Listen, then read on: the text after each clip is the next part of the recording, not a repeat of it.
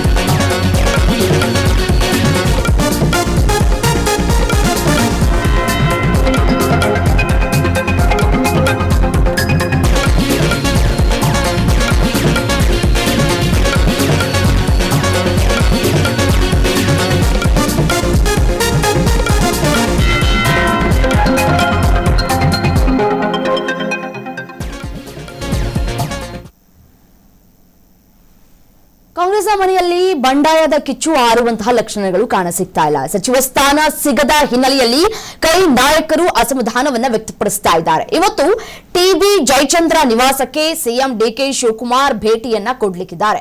ಹಂಗಾಮಿ ಸ್ಪೀಕರ್ ಹುದ್ದೆಯನ್ನ ಒಪ್ತಾ ಇಲ್ಲ ಶಾಸಕ ಟಿಬಿ ಜಯಚಂದ್ರ ಅವರು. ಸುಗಮವಾಗಿ ಸ್ಪೀಕರ್ ಆಯ್ಕೆ ನಡೆಯಬೇಕಿರೋದು ಅನಿವಾರ್ಯ.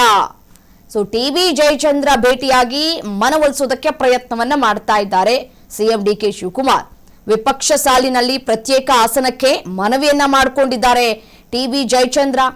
ಅಸಮಾಧಾನ ತಣಿಸೋದಕ್ಕೆ ಇದೀಗ ಖುದ್ದು ಮುಖ್ಯಮಂತ್ರಿ ಸಿದ್ದರಾಮಯ್ಯನವರೇ ಅಖಾಡಕ್ಕೆ ಇಳಿಯುವಂತಹ ಲಕ್ಷಣಗಳು ಕೂಡ ಇಲ್ಲಿ ಕಾಣಸಿಗ್ತಾ ಇದೆ.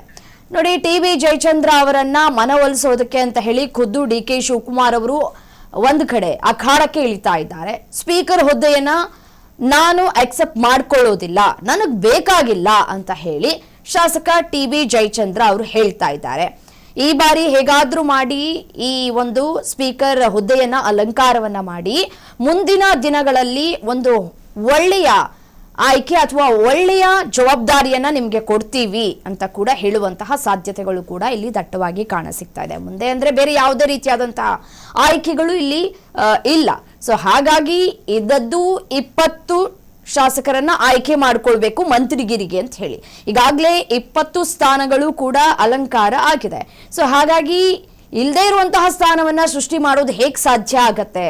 ಹಾಗಾಗಿ ಈಗ ಬಂಡಾಯ ಎದ್ದಿರುವಂತಹ ನಾಯಕರುಗಳ ಮನವೊಲಿಸೋದಕ್ಕೆ ಹೈಕಮಾಂಡ್ನ ನಾಯಕರು ಕೂಡ ಸತತವಾಗಿ ಪ್ರಯತ್ನಗಳನ್ನ ಕೂಡ ಮಾಡ್ತಾ ಇದ್ದಾರೆ.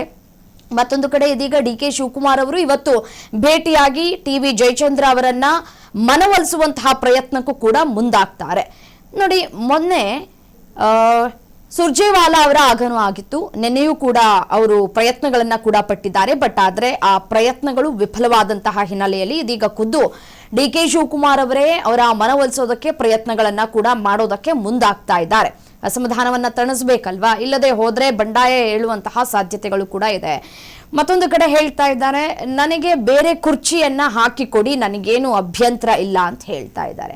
ಬಟ್ ಆದ್ರೆ ಸಂವಿಧಾನದಲ್ಲಿ ಆ ರೀತಿಯಾದಂತಹ ಆಪ್ಷನ್ಸ್ಗಳು ಇಲ್ವಲ್ಲ, ಹೇಗ್ ಸಾಧ್ಯ ಆಗತ್ತೆ ಅನ್ನೋದು ಸದ್ಯಕ್ಕಿರುವಂತಹ ಪ್ರಶ್ನೆ. ಸೊ ಹಾಗಾಗಿ ಅವರನ್ನ ಮನವೊಲಿಸೋದಕ್ಕೆ ಹೋಗ್ತಾರೆ ಡಿಕೆ ಶಿವಕುಮಾರ್. ಯಶಸ್ವಿ ಆಗ್ತಾರಾ ಇಲ್ವಾ ಕಾದ್ ನೋಡ್ಬೇಕಿದೆ.